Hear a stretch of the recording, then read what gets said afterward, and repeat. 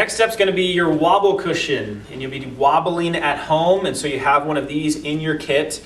You should be pretty well versed on this one, but we're going to give you a quick up-to-date so you're doing it properly.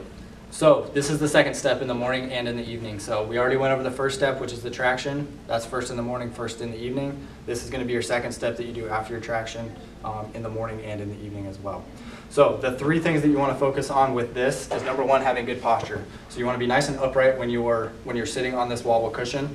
Don't have a chair too low or too high. You kind of want your knees at about a 90-degree angle. If you need to put something underneath your feet, if you're kind of a shorter person like me, to get those knees at 90 degrees, that's totally fine.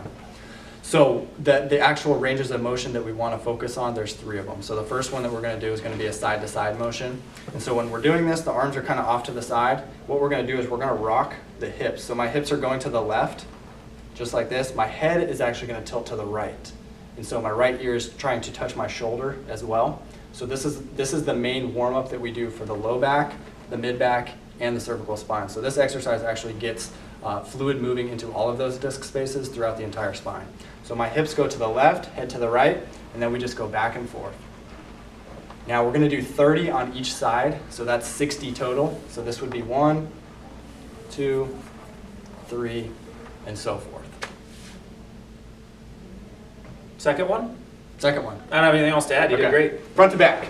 So the next one, I always keep my hands on my thighs. You don't have to, whatever's more comfortable for you, but the same position that we want to start with, nice and upright. All we're going to do is we're going to rock our pelvis forward, which creates a big curvature in the low back, and then we're going to push back and round the back.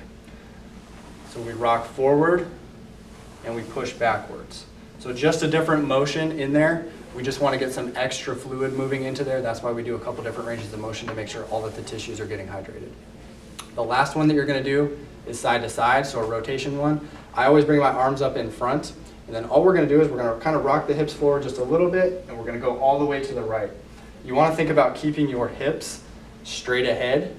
Your head is going to follow your arms. So to the right, we come back to the center. We go off to the left as far as we can, back to the center. Each one of those is 1, and the same as the other exercises, you're going to do 60 total.